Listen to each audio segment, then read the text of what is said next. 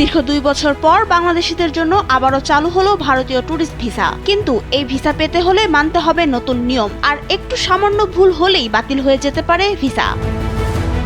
28 June থেকে পুনরায় tourist visa চালু করার ঘোষণা দেন ঢাকায় নিযুক্ত নতুন ভারতীয় high commissioner Dinesh Trivedi. 25 June তিনি এই ঘোষণা দেন। তবে ভারতের ভিসা আবেদনে বেশ কিছু নিয়ম পরিবর্তন করা হয়েছে, যার মধ্যে গুরুত্বপূর্ণ হলো আবেদনের একদিন আগেই নিতে হবে অ্যাপয়েন্টমেন্ট এবং দেশের 5টি ইন্ডিয়ান ভিসা অ্যাপ্লিকেশন সেন্টারে পর্যটন ভিসার আবেদন করা যাবে। এগুলো হলো ঢাকা, রাজশাহী, চট্টগ্রাম, সিলেট ও খুলনা। অ্যাপ্লিকেশন সেন্টারের ওয়েবসাইটে গিয়ে এই স্লট বুক করতে হবে।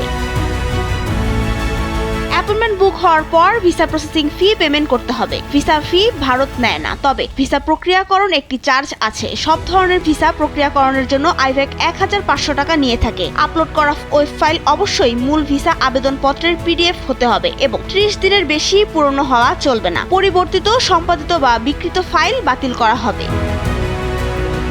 ভিসা আবেদনের সঙ্গে বেশ কিছু কাগজপত্র জমা দিতে হবে। পুরনো পাসপোর্ট, রঙিন ছবি, জাতীয় সনদপত্র, জন্ম নিবন্ধন ছাড়াও লাগবে প্রতিটি আবেদনপত্রের সঙ্গে $150 সমমূল্যের বিদেশি মুদ্রা এন্ডোর্স বা আন্তর্জাতিক ক্রেডিট কার্ডের কপি বা পর্যাপ্ত ব্যালেন্স দেখানোর প্রয়োজনে হালনাগাদ ব্যাংক স্টেটমেন্ট।